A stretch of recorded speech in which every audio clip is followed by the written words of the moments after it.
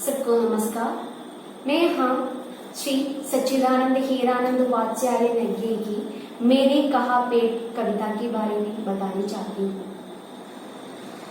पहले कवि के बारे में देखो।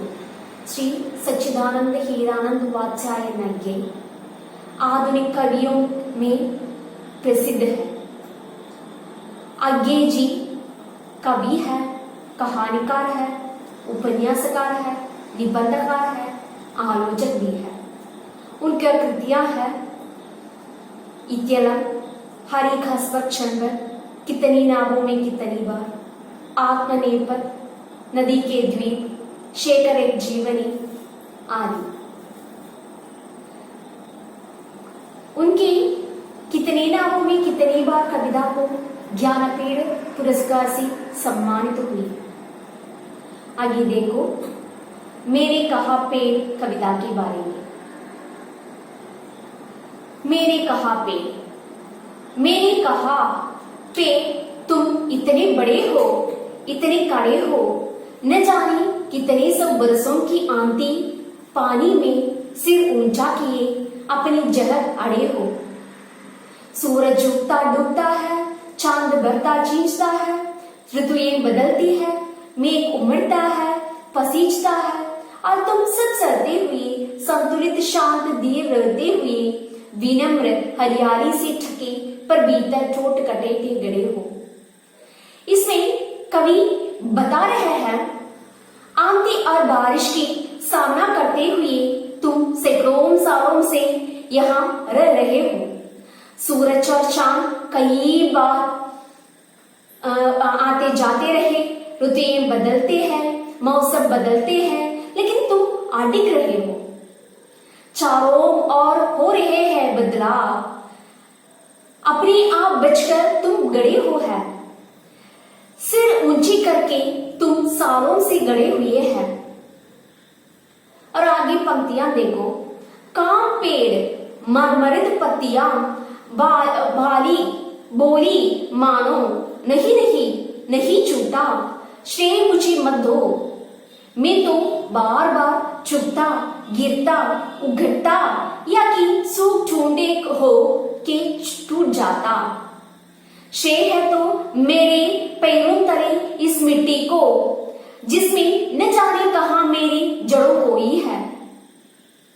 ऊपर उड़ा हूं उतना ही आकाश में, जितना कि मेरी जड़ों नीचे दूर धरती में समाई है। इन पंक्तियों में कवि कहते हैं पेड़ कवि से काम कर बोलता है और पत्तियों ऐसा हिली जैसी फुसफुसा रही हो बोली है, अरे नहीं नहीं मुझे छोटा श्रेय मत दो, मेरा अपना इसमें कोई देन नहीं है। अगर मैं यही आंधी पानी सहकर गड़ा हूं बरसों से, तो मेरा अपना कोई श्रेय नहीं है। पेड़ कह रहा है अरे मुझे कई बार झुकना पड़ता है, गिरता है, कई बार ऐसी हुआ कि मेरी शाखाएं टूट गई है, टूट कर गिर जाते हैं। पेड़ कहता है कि मेरे पैरों तले जो ये मिट्टी है, जिसमें कहीं मेरी जड़ों खोई हुई है, एकदम मिट्टी के अंदर धरती के अंदर मेरे वृक्ष इतने मजबूत है, तभी मैं यही सर ऊपर करके गड़ा पाया हूं। और आगे पंक्तियां देखो। श्रेय कुछ मेरा नहीं जो है इस नामाहीन मिट्टी का। हाँ, इन सब उगने डूबने भरने चींचने बदलने मलने पसीजने बनने मिट्टी वालों का नहीं।